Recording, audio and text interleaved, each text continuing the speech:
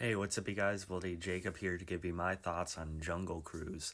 Now, Jungle Cruise came out in 2021 and, of course, stars Dwayne The Rock Johnson and Emily Blunt.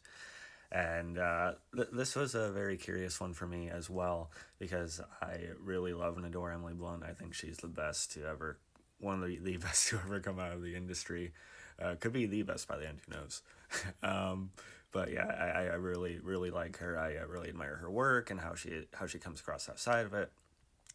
And so I've been working my way through every little nook and cranny of her filmography, and that finally brought me to Jungle Cruise, which I missed, and somehow my parents even seen before I did, which is odd. And of course, I really like The Rock ever since his wrestling days. I'm excited to see him kind of broadening out as an actor with a Smashing Machine and that Scorsese movie that was just announced.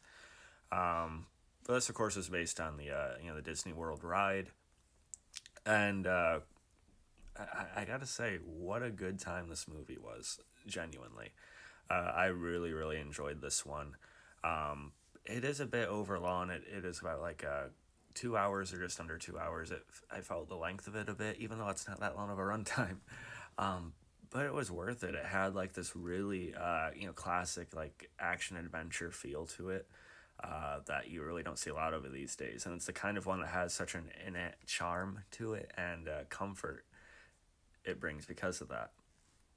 And the Rock and Emily Blunt, holy hell, they're a really really fun duo. They bounce off each other really well. They've seemed to gotten close working relationship wise. She's even going to be in that Smashing Machine movie, and I can see why. Their chemistry is very very good here. It feels organic, not just like throwing two stars together. The Rock shows an interesting range in this movie as well.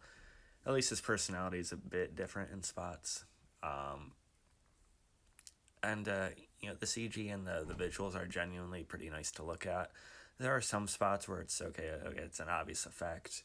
There are also some shots where Emily Blunt's face randomly looked like airbrushed, like just for like a second here and there, and it was just really really strange. But generally, the movie looked good, and it popped, and it had kind of that vibrancy and that color palette that is necessary for this kind of thing, and it captured a sense of fun that I don't really get why it wasn't more well received. It did have a bloated budget of about $200 million, which it probably didn't need to be, and it had the misfortune of coming out in 2021 in the middle of the COVID pandemic.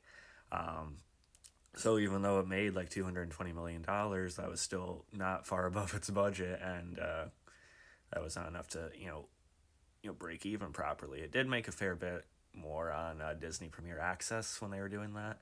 Um, it probably would have been a bit more successful if it didn't come out in the middle of the pandemic, because I think it was really good, like a universally enjoyable like family adventure kind of movie.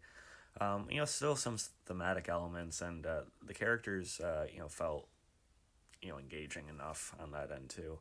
I think they're still planning on a sequel. I think they're realizing the situation the movie is in there. Um, but yeah, I mean the action's pretty good to it. The humor is well timed. Some of it is kind of on the nose, but it's all kind of getting caught up in the spirit of it.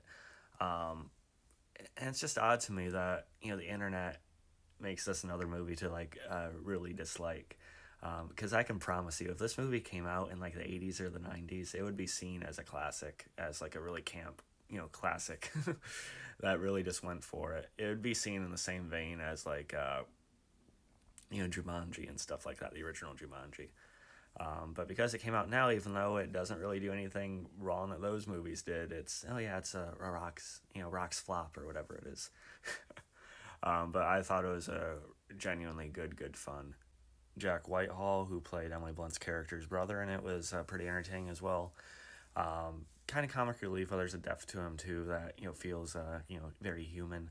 Paul Giamatti has a small part, but he's good too. Jesse Plemons is one of the primary antagonists. Uh, he's popped up in everything lately, right? But yeah, I really like this movie. It could genuinely be like a feel good movie I turn to. I'm giving it an A. I am. I'm sorry. I enjoy things. So yeah, follow me on Twitter, TikTok, of course, Instagram later.